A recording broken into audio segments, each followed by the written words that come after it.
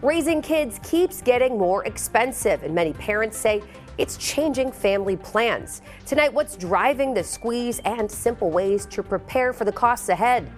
New teen behind the wheel in your household. We have safe, affordable options for new drivers. And welcome to wedding season. For some, it's as expensive as the holidays, right? We've got ways to get through the wedding blitz without going broke.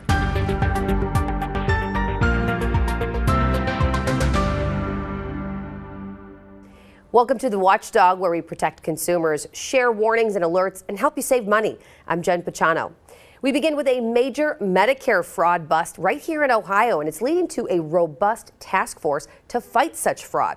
Federal prosecutors charged more than a dozen people in Ohio, 2 state employees among them, for allegedly billing for therapeutic behavioral services that were never provided. 14 defendants allegedly involved in fraud schemes targeting over $50 million here in Ohio. In order to solidify collaboration, CMS, Medicare, Medicaid, and Ohio are going to launch a state-specific Medicaid fraud room. It's going to copy the Medicaid fraud room created at the federal level by the task force. Northern Ohio's U.S. Attorney David Topfer says in part, quote, "The days of deception are over," end quote. Now, we posted more about the new fraudsters list on our 19 News app. Well, if you're car shopping for a teen driver, new safety test results show some vehicles are better suited for those young and inexperienced behind the wheel, more so than others. CBS's Evan Moon spoke with experts about the new features parents should prioritize before handing over the keys.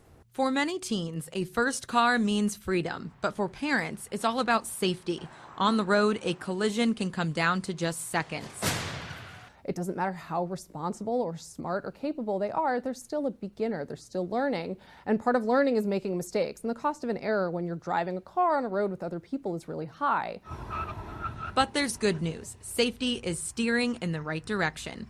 At 40+ miles per hour, the Insurance Institute for Highway Safety puts dozens of different makes and models to the test, evaluating newer technology like automatic emergency braking systems. It does add an extra layer of protection and some peace of mind. They're nice to have. IIHS senior research scientist Rebecca Wiest says a common misconception is that bigger means safer. We look for kind of a Goldilocks spot when it comes to size, so nothing too small, nothing too big. And while teens may beg for a sports car, experts say that can be one of the biggest safety risks.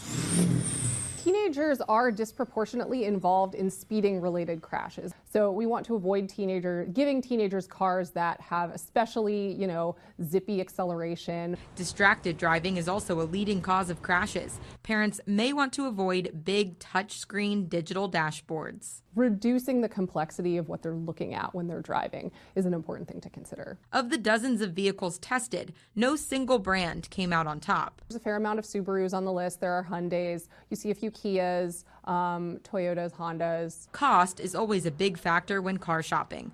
Wiest says parents could consider sharing the car with their teen, which does reduce reckless driving. Evan Moon, CBS News. All new cars IIHS tested are under $45,000. All used cars tested are under $20,000. You can find the full list of their 2026 car safety recommendations for teens at iihs.org. Well, a state lawmaker is trying to give you some relief from the high prices you've been paying for gas. He's proposing a holiday on Ohio's gas tax. Keith Grant shows us how much money it could save you. Gas prices are climbing across Ohio, and for some, the cost adds up fast. $47 a week. How's that? What were you paying before, say February? 25. One Ohio lawmaker wants a gas tax holiday, cutting the state's gas tax in half. That's roughly 19 cents a gallon saved at the pump. I believe that this is something we can do for Ohioans during the 3 busiest months of the year while people want to be on the road. Representative Matthews of Western Ohio introduced the bill. We wanted to see what that savings would look like, so we stopped Pamela Redden before she filled up. You'd be paying $5 a gallon. Oh, wow. What a bargain. Okay. We shall see. And we did the math. 12 gallons. 12 gallons at how much? $62. Your total would have been $60.45. Would have saved you $2. What do you think of that couple bucks? I think that can I say sucks on TV? that is such a negligible amount. I don't see where it makes a big difference to anyone. But Redden has another concern. In the long term, my concern would be, don't those gas taxes pay for the upkeep of the roads? So we asked Representative Matthews. We have a $1.2 billion surplus, and I would hope that the lost revenue that we would see going to ODOT could be covered with that. The bill would float the gas tax for 3 months. Fill up every week, and that saves you up to $50 over that stretch. The people that we talked to pumping gas today, that 19 cents a gallon they take, but it wouldn't make too much of a difference for them. They'd like to see more. Well, Representative Matthews says that could be up for debate. Keith Grant, 19 News.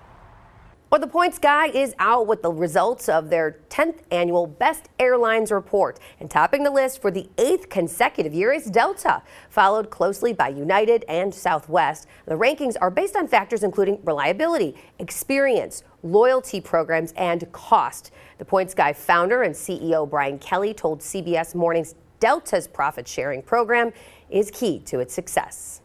There is a marked difference in the happiness of their employees, which I believe is dedicated, is attributed to that profit sharing.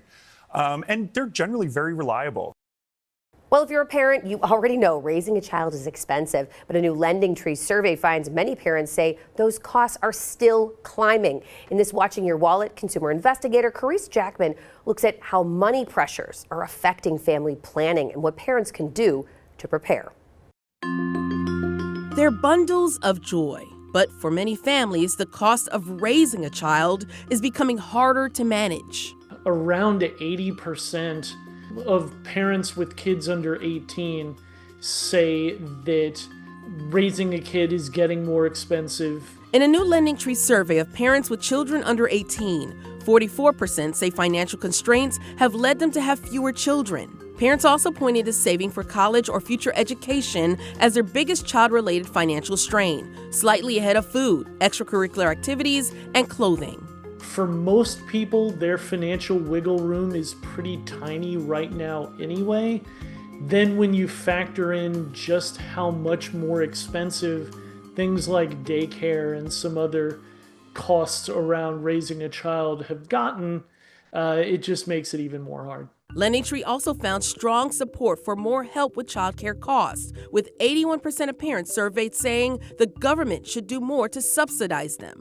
I mean, when you're talking about 80% agreement, you're talking about, a mix of red and blue and on down the line. So it's clear it's a really big problem. For parents struggling with childcare costs, Schultz says it's important to look into what help may be available where you live. That could include tax credits, childcare assistance programs, or other local resources, depending on your family's eligibility. He says families who can set aside even small amounts may want to create a separate savings fund for child-related costs. The sooner you can build up that savings, the better off you'll be. With this Watching Your Wallet, I'm Carice Jackman. Schultz also says credit can be a short-term tool if it's managed carefully, but it can be risky if balances start to spiral. For parents carrying debt, he says a 0% balance transfer card may help lower interest costs, but it's important to read the terms and then watch for fees, as well as make sure the balance can be paid down before the promotional period ends. Well, World Elder Abuse Awareness Day is coming up. And coming up on the Watchdog, we'll tell you who is perpetuating these crimes and how you can put a stop to it.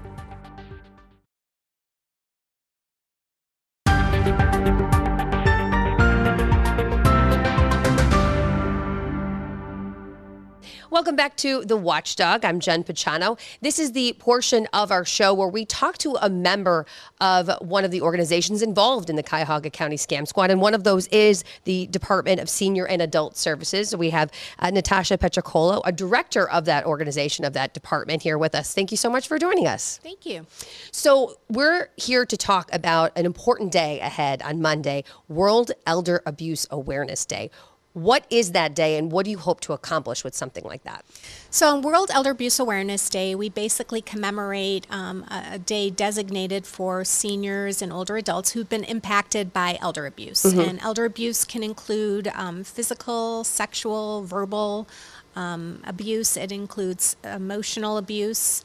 It includes neglect, self-neglect, and financial exploitation, which is very prevalent. It's growing in numbers every year. Is it really? So yeah, give us an idea, some context. Sure. How bad is the problem here specifically in our backyard in Cuyahoga County? So in Cuyahoga County last year, we investigated over 3,100 unduplicated cases of elder abuse. Wow. About 23% of those cases were financial exploitation cases. So we definitely see a rise in those numbers.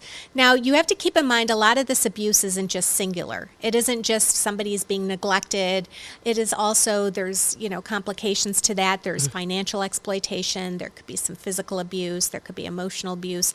So when we go in to investigate the case of somebody who's 60 years or older and residing in the community, we look for a few things. We send out our social workers, and they basically conduct the investigation. But exploitation has really been in the forefront most recently.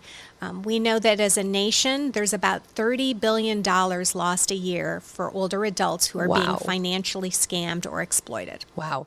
So who are the bad players here? Who are the perpetuators of this elder abuse that you're seeing? And can you give us an example of something you're seeing?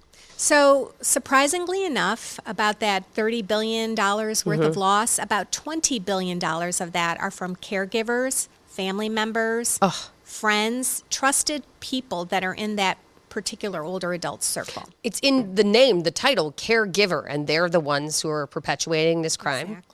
Exactly. And, there's a variety of ways that this is happening. It's through theft, and this is a crime. I mean, people don't realize that when you steal from somebody, there should be criminal charges brought against you.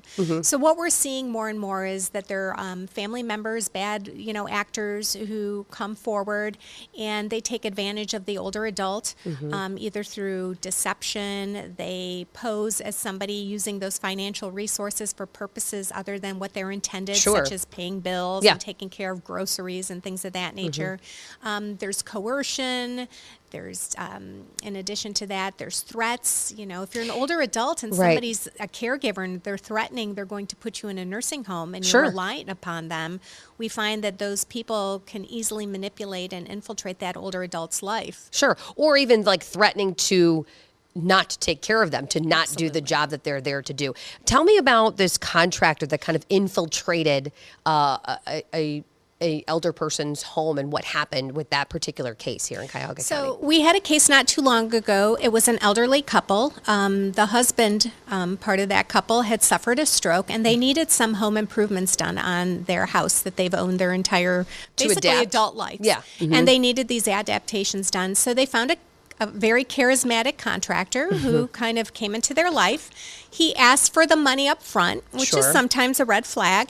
And then he started demolition to the home to, widen the doors, make the bathroom more handicap accessible. And what ended up happening is this gentleman slowly became endearing, and he moved into their home eventually.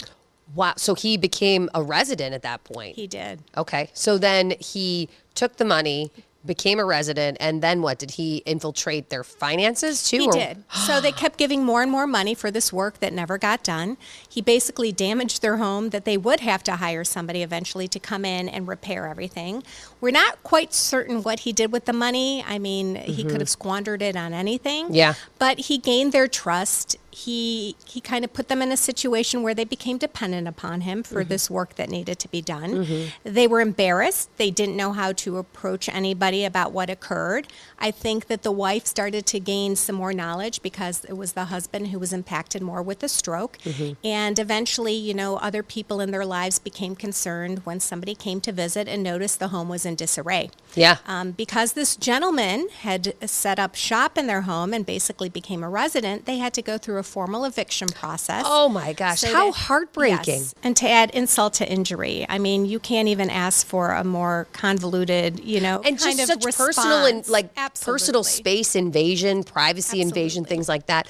So if people recognize something in this story, like, hey, there's something like that that's happening to my loved one, my neighbor, myself, what should they do in order to report this? Well, in Cuyahoga County, Adult Protective Services is handled through our agency.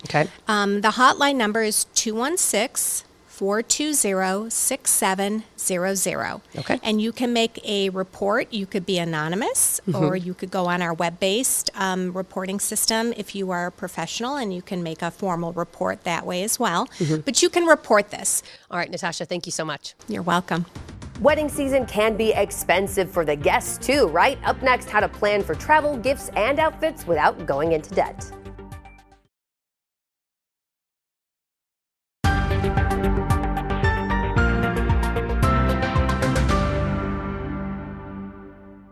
June is the peak wedding season. While we often talk about how expensive weddings can be for couples, guests often face quite a financial burden. In this Watching Your Wallet, consumer investigator Rachel DePompa talks about how to save up for the next wedding you attend. Between travel, hotel blocks, multiple events, gifts, and what you're wearing, attending just one wedding can cost hundreds. According to the Not Guest study, the average cost of attending a wedding is $610. Cherry Dale, the Vice President of Financial Education at Virginia Credit Union, says when thinking about that expense, there are 4 main cost areas to consider: travel, accommodations, attire, and the gift. If it's a local wedding, then you can scratch the travel costs. But if it's a destination wedding or somewhere out of state or even 2 hours away, you really need to factor in those costs because they do add up. Have it planned. If it's 6 months out, that's great. If it's a year away, that's even better. Dale says the longer you have to plan, the more money you can set aside for that experience. She says start budgeting the minute you get an invitation and be honest with the bride and groom from jump. Your presence sometimes might be the present for the wedding in and of itself. Have open dialogue with the people getting married. And I think people can be very receptive. Yes, this is a super important day for everyone, but they want their participants in the wedding to be happy and not feel stressed as well. And there are ways to cut back on costs. Maybe you rent a car for 2 families and share the costs of the rental and gas. Maybe you take a train instead of fly. Maybe you stay with nearby relatives instead of a hotel. A gift can be meaningful, but not expensive. Communication is key, and the sooner you can start to make those plans, the better off you will be. With this Watching Your Wallet, I'm Rachel DePompa. Time for our recall roundup. There have been more than 40 reported incidents with this Talon-powered group living room furniture set. It comes with a power headrest and USB wireless charging. Consumers are reporting smoking, burning, and an electrical odor smell. 2 fires reported, although nobody was injured. If you have one of these at your home, stop using the power reclining switch and unplug the power cord, and then visit the Joy Furniture website to participate in that recall. They're offering a free replacement power recliner switch. One person's finger was amputated while adjusting this lounge chair. So Giantex is now recalling the outdoor chairs sold on Amazon and Giantex.com. If you've got one of these, stop using it and contact Giantex for a full refund. You will need to return or provide proof that you've destroyed it. And pizza sold at Costco, Walmart, grocery outlet, Target, and Meijer being recalled because of a possible salmonella risk. Now, this recall involves some batches of 5 cheese bread made by Champion. There haven't been any reports of illness, though. Well, that's it for this episode of the Watchdog here on 19 News Plus. Every week we bring you the very latest scam reports and alerts, fraud reports, recalls, and trending consumer news each Wednesday evening at 6:30. Now, if you want to watch some previous Scam Squad stories, you can find those on Cleveland19.com under the News tab. I'm Jen Pachano. Thanks for watching.